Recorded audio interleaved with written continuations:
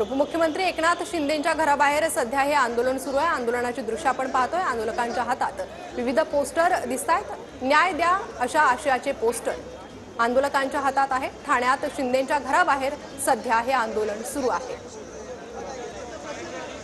तर न्याय द्या अशा आशयाचे पोस्टर्स दिसतायत शिंदेंच्या घराबाहेर। सुपरमॅक्स कंपनीच्या कर्मचाऱ्यांचं सध्या आंदोलन सुरू असल्याचं कळतंय। सुपरमॅक्स कंपनीच्या कर्मचाऱ्यांकडून एकनाथ शिंदेंच्या ठाण्यातील घराबाहेर आता ठिय्या आंदोलन करण्यात येत आहे। या ठिकाणी मोठ्या संख्येने आंदोलक जमल्याचे देखील चित्र आहे। तर मोठ्या प्रमाणात हातात बॅनर घेऊन हे आंदोलक सध्या ठाण्यातील एकनाथ शिंदे यांच्या निवासस्थानाबाहेर जमलेले आहेत। 6 महिने कॉन्टॅक्ट करतोय। त्यांच्या मॅडमकडे 2 नंबर दिले त्या आरपीसी। ती मीटिंग साहेब लीगली आम्ही प्रोसेस करून पण अजून होत नाहीये। हा मग आता ते तो कोणाकडे हा विषय जरी कोर्टात आहे, बरोबर आहे ना? ऐका ना, अरे हो ना, पण आता कोर्टात गेला विषय, त्यातनं तो बाहेर तर करायला पाहिजे विषय। कोर्टाचा निर्णय काय लगेच लागतो का? आता त्याच्यावरती साहेब फॉलोअप करत नाहीयेत का? तुमच्या बैठका करतायत ना?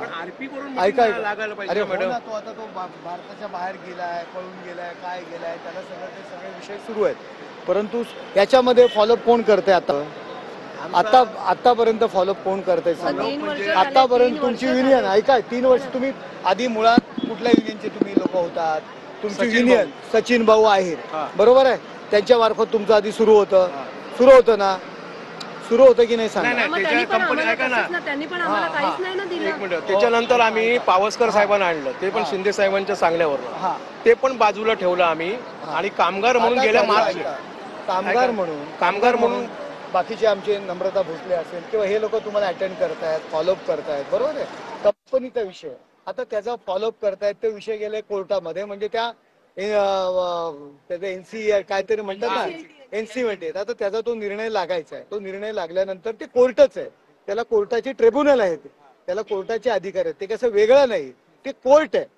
म्हणजे शासनाने अशा काही गोष्टींकरता कोर्ट नेमलेला आहे, त्या कोर्टाचा निर्णय त्याला बाहेर घ्यायचा आहे। त्या कोर्टाच्या निर्णयाचे इन बिटवीन तुमचं असीम गुप्तांबरोबर आपल्याला मिटिंग घेऊन त्याचं डेव्हलपमेंट कसं थांबवता येईल, काय येईल ते त्याला पुढे परवानगी न देता येईल, ह्या सगळ्या गोष्टी सुरू आहेत। पण साहेब ऐका ना, सगळ्या गोष्टी सुरू आहेत। किती वर्ष आम्ही पगार पण नाही घेतलाय साहेब। ऐका ना, 3 महिने आम्ही 3 वर्षापासून पण आंदोलन केलं, तर मॅडमनीच आमचं आंदोलन मोडलं आणि म्हणाले की आम्ही तुम्हाला सहकार्य करू। कुठे आंदोलन 2 वर्ष आंदोलन करून आम्ही माघार घेतलं ना, आंदोलन करून हा विषय सुटणार आहे का? एवढी लोक पण कसा सुटेल मग? हा विषय कायदेशीर मार्गाने मी